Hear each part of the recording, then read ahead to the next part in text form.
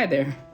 My name is Nikki Massey. I am 46 years old, and I am a person who is living with obesity.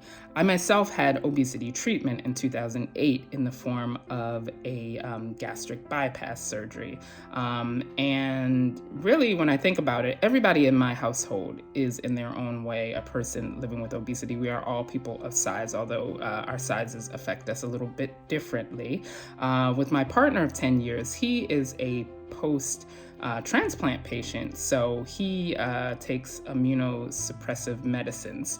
So, needless to say, that when the COVID-19 pandemic hit, it was very worrisome. In the treatment of my obesity, we know that behavior is one part of obesity. It's not the whole thing, but it is one part of it. And the parts of my obesity that I can control, what I eat, how I move, and how I interact with medical professionals, were all interrupted during the pandemic. What I eat was impacted because, I'm now in this house with other people who don't eat as I do. I identify as a person who sometimes has problems controlling her behavior around food that isn't healthy. And, I'm stuck in a house sometimes with a lot of food that isn't healthy.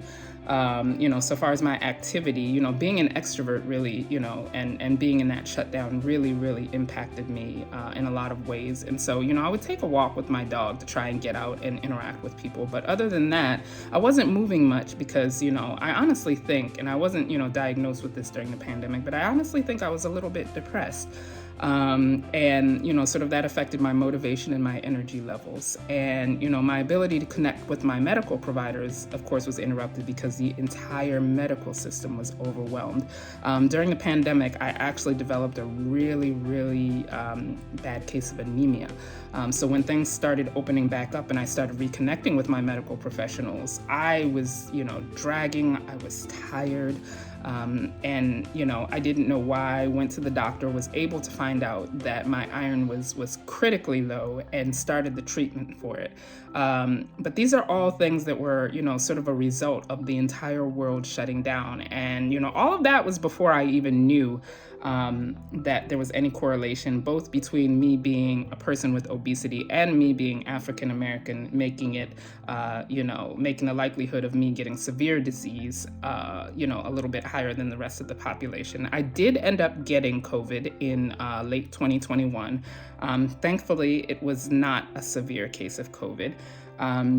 I did recover, and since then I've taken advantage of, the resources that are available to me. I got vaccinated, and the world is opening back up, and I'm able to connect with people better, both in person and online with my medical team, and to do more of the things that I feel on a day-to-day basis help keep me healthy. So, while I am grateful for advances in science, what this really brought home to me was that, we need more research for obesity, and we need more resources to help people in these situations where, there's a pandemic or there's something where otherwise, obesity is a factor that can, affect somebody's health.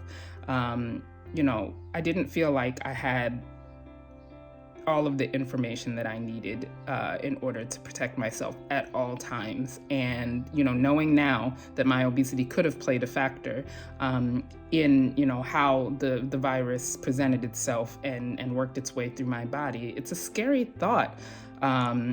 All of those months when we didn't have tests, we didn't have, enough masks or hand sanitizers and things like that. And so, I'm just very thankful to be here to talk to you all today about it because, my entire family is, on the other side of this. We're working every day to be the best and healthiest versions of ourselves. And thankfully, it looks like we're going to make it past the COVID-19 pandemic. And I'm so grateful.